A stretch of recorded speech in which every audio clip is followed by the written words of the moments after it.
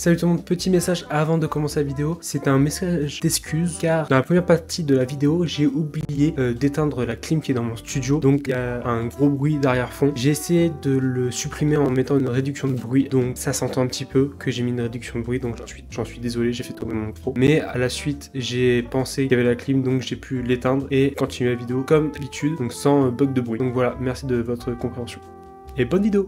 Et salut tout le monde, on se retrouve pour une vidéo.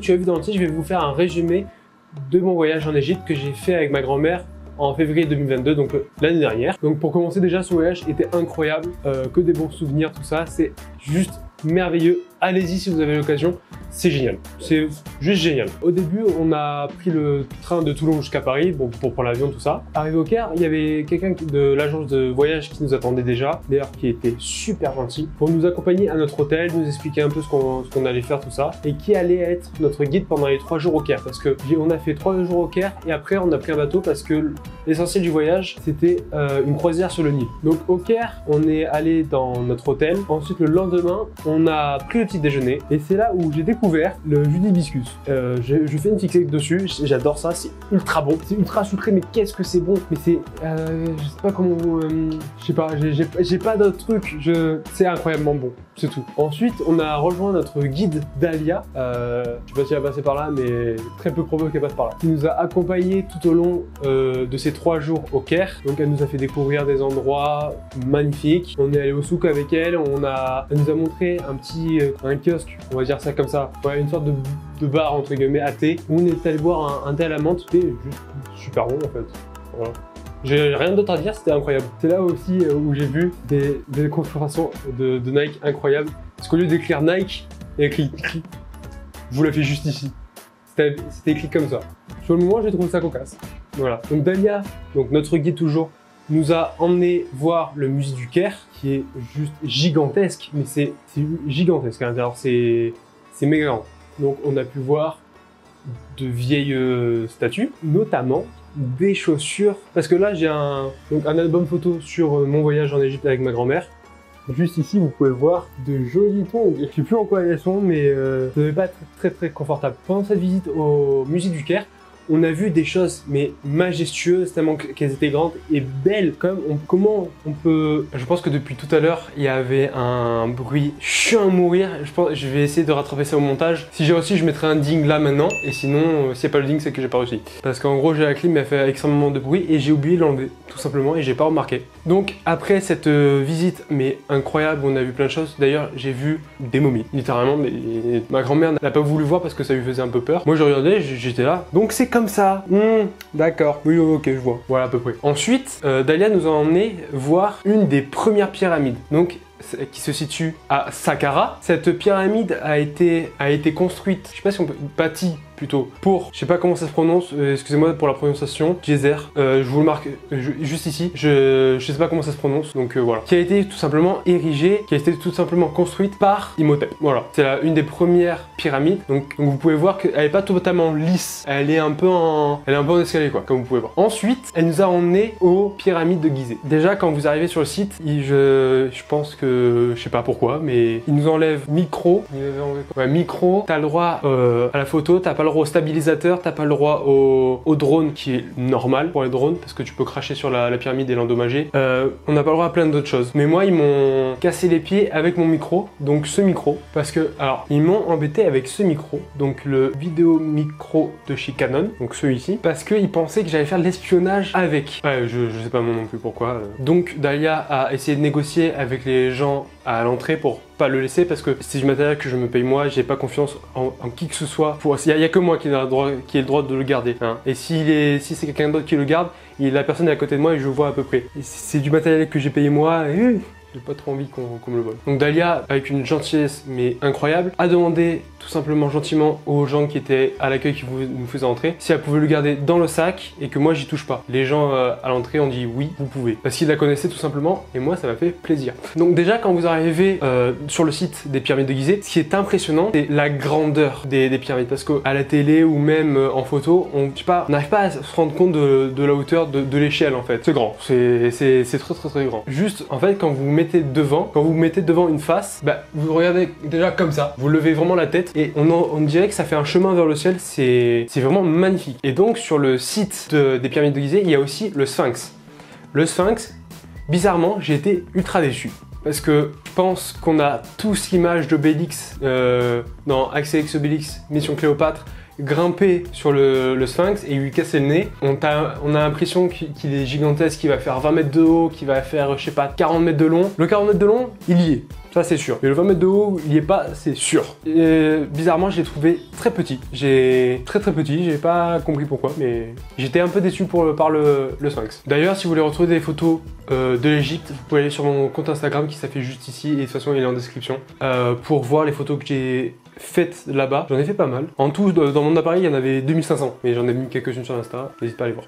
Ensuite, le soir, nous sommes allés voir un spectacle de lumière qui était projeté directement sur les pyramides et sur le Sphinx, qui était très décevant aussi parce que ça racontait un peu rien en fait. Ça racontait pas vraiment l'histoire, c'était très décevant et les couleurs, bon, en fait, ils affichaient, dès qu'ils parlaient de quelque chose, ils affichaient en rouge, c'était pas très intéressant. Mais c'était beau, bizarrement. Et après vient une de mes anecdotes que j'avais racontées dans Vrai ou Faux. Diane nous dit, bah si vous voulez, vous pouvez descendre dans la pyramide. On a commencé à descendre, moi je passais pas, au bout d'un moment je passais plus. Et surtout, je suis un peu claustrophobe en fait. Et à l'intérieur, ça fait vraiment ça. Ça se rapetissait et en fait ça devient tout... Je sais pas comment ils ont fait pour déjà faire ça. Parce qu'au début, ça va, c'est l'entrée, on peut être debout, même moi j'étais un peu comme ça. Et après on descend, et plus petit à petit, ça rétrécit. Et apparemment c'est un peu décevant à l'intérieur parce que c'est juste une salle vide finalement, avec quelques hiéroglyphes. Parce que le tombeau, tout ça, il a été vidé pour le mettre dans un musée tout simplement, et pour la conservation, parce que sinon ça peut endommager à ce moment-là, j'allais dire la sépulture, mais carrément des œuvres à ce moment-là. Le sarcophage, c'est une œuvre, on peut rien dire sur ça. Ensuite vient le jour de l'embarquement dans le bateau, parce que comme je vous l'ai dit au début, l'essentiel de ce voyage était sur le Nil. Donc on a fait une petite croisière sur le Nil, on est parti du Caire et on a descendu le Nil. Enfin, je sais pas si on le remonte ou si on le descend, un des deux. Le bateau, incroyable, juste incroyable, il était trop bien. Les gens à l'intérieur, ils étaient super gentils, et aussi tous les soirs quand on rentrait du coup dans notre cabine, on avait des petits origamis mais en serviette, comme vous pouvez voir juste ici. Je vais faire un petit zoom ici, qui est plutôt sympa et shadé. Donc pendant cette traversée, on a pu voir des... j'ai même pas les mots pour dire comment c'était beau. À un moment, on est passé devant je pense que c'était un village abandonné parce qu'il y avait carrément des ruines et il y avait plus personne dedans. Un peu sur les hauteurs, un peu désertique, tout ça. Ça m'a fait directement penser à une map Call of Duty. Je sais pas pourquoi, mais j'avais envie d'y aller et juste me battre. Prendre vraiment être dans le Call of Duty. Et ce que je n'ai pas dit en fait, c'est qu'on n'a pas pris le bateau au Caire, d'accord? J'ai complètement oublié de dire ça. Le bateau, on l'a pris à Luxor, donc on a pris un avion Le Caire-Luxor pour aller prendre le bateau. Voilà. D'ailleurs, Luxor, magnifique. C'est là où il y a eu un défilé de mode. Donc pendant cette traversée, on s'est arrêté à plusieurs villes. On s'est arrêté à plusieurs endroits, dont des temples magnifiques, comme celui de... Je vais vous marquer là parce que je vais pas réussir à le dire. Je vais essayer de le dire, mais je vous promets rien. J'ai le bouquin quand même. Le temple d'Hatshepsut. Je vous le marque là, voilà. Et essayez de prononcer à la maison. Si mes souvenirs sont bons et que je dis pas de bêtises, ce temple a été fait pour Deir el-Bahri. Je vous le marque là parce que je sais toujours pas prononcer, d'accord? Donc qui est un pharaon, mais qui est plutôt une pharaon. Oui bon, t'as compris. Parce que c'est tout simplement un pharaon qui est une femme, mais avec des postiches, qui se fait passer pour un homme et du coup qui a été pharaon d'Égypte. Voilà. Stylé. Franchement, je trouve ça stylé. Ce temple était orné, je pense qu'on peut dire ça comme ça, de plein de hiéroglyphes et surtout de plein de vaches. Alors pourquoi les vaches? Parce que notre guide Emad nous a expliqué que en Égypte, quand on dit tu as des yeux de vache, ça veut dire que tu es belle ou que tu es beau. C'est une marque de beauté. Voilà. C'est comme ici, si on vous dit tu es un rayon de soleil, ça veut dire que tu es beau ou belle. Là, c'est pareil. Tu as des yeux de vache, tu es beau ou belle. Donc apparemment, si on en croit les hiéroglyphes et les dessins au mur, ça voulait dire que cette pharaon était belle. Dans les temples et surtout dans les tombeaux, les hiéroglyphes qu'on peut voir sur les murs, ça raconte l'histoire de la personne en question. Avec des symboles par exemple comme le scarabée qui est porte-bonheur, l'aigle à tête d'homme. Après, sur la route, nous sommes passés à côté de deux statues gigantesques qui étaient en train de se faire reconstruire. C'est les colosses de Memnon. Excusez-moi, ma caméra a coupé. Donc c'est les colosses de Memnon. qui sont non loin de la vallée des rois. Voilà, la vallée des rois qui est là où sont enterrés tous les pharaons, les riches souvent. Il y a beaucoup de personnes très riches qui sont enterrées là-bas. Donc, voilà. Donc là, on a pu descendre dans les cryptes pour voir comment c'était, vu qu'il y a des hiéroglyphes magnifiques et en superbe état encore. Donc on ne peut pas prendre beaucoup de photos. On n'a pas le droit à beaucoup de photos, surtout sans le flash, parce que ça peut endommager les œuvres, qui est compréhensible. Donc c'était juste magnifique. Comme vous pouvez voir sur celle-ci et celle-ci, les couleurs sont encore intactes. Et on parle de couleurs qui datent je crois, de 4300 avant Jésus-Christ quand même. Hein. Et elles sont encore super belles et éclatantes, les couleurs. Juste incroyable. Vient le moment où j'ai plus flippé ma race de tout le voyage, je pense. C'est la Feluc. Donc la Feluc qui est un bateau à voile. Et moi et les bateaux, comment dire ?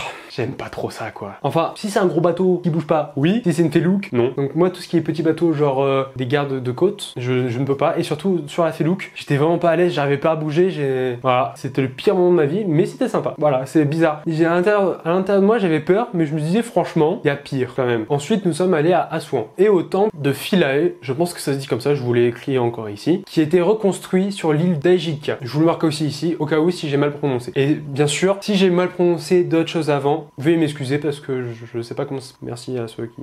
Donc un temple, ma foi, plutôt beau, mais il y a toujours un mais, parce que à cette époque-là, il y avait les Romains chez les Égyptiens. Les temples sont très romains, c'est très... je sais pas comment dire, c'est très gallo-romain quoi, c'est un temple romain quoi. Donc à Assouan, nous sommes aussi allés au temple d'Edfou, je le marque aussi ici, qui a été dédié à Horus, fils d'Isis et d'Osiris. Déjà ce temple est gigantesque et sur la face principale de ce temple, on peut voir des personnages gigantesques taillés dans la façade. Donc on a demandé à Emad, donc notre guide, qu'est-ce que voulaient dire ces gens, qu'est-ce qu'ils faisaient. Il nous a expliqué tout simplement que c'était des publicités. Voilà, il y avait déjà des publicités gigantesques sur les murs à cette époque. Moi j'ai trouvé ça fou. Et quand on rentre, il y a des graffitis directement taillés dans la pioche par des Français. Voilà, car Napoléon est venu avec son armée en Égypte et sont passés dans des temples et ont marqué République française, tel jour, telle date, voilà. Il y a plein de choses comme ça. Et la date aussi, je l'ai déjà dit. Ensuite, nous sommes allés au temple de Kom-Ombo, vous le marquez aussi ici, au cas où, qui est un temple de l'époque gréco-romaine. Voilà, donc c'est très romain. Ensuite, nous sommes allés à Abu Simbel, donc je vous le marque là. Ça, je sais que j'ai bien prononcé, vu que c'est le plus simple. Qui est un temple qui a été érigé à la gloire de Ramsès II. Donc, je vais vous mettre une photo là maintenant. Donc, ce temple, on peut voir qu'il y a 4 Ramsès gigantesques devant. Et entre chaque jambe, on peut voir une femme qui est la femme de Ramsès II. Donc à l'intérieur, il y a des hiéroglyphes qui retracent toute sa vie, les combats, tout ce qu'il a fait dans sa vie. Et c'est plutôt magnifique parce qu'il y a encore des couleurs très vives, très présentes. Et on a eu la confirmation de Emad On a eu la confirmation d'Emad, elles n'ont pas été repeintes. Elles sont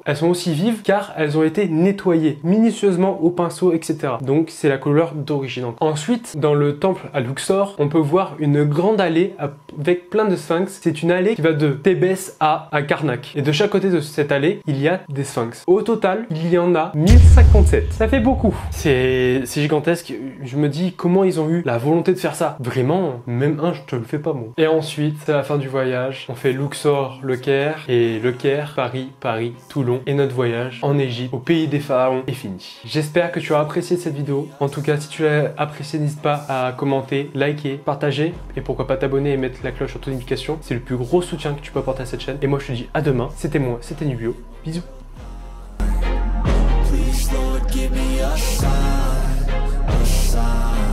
I wanna be the greatest. Everybody on the fake shit. I look around and feel like everybody is the fakest. I make this every day and I'm impatient, hoping one day I blow up from the basement. Statement, the top is so vacant. I don't hear shit that I think is amazing. Waiting for my day when I'm playing sold out shows for 1,000 faces. Hey, give me that crown, get in my way and to be put down. It ain't your place, all this my town. If I want that shit, then I'll get it.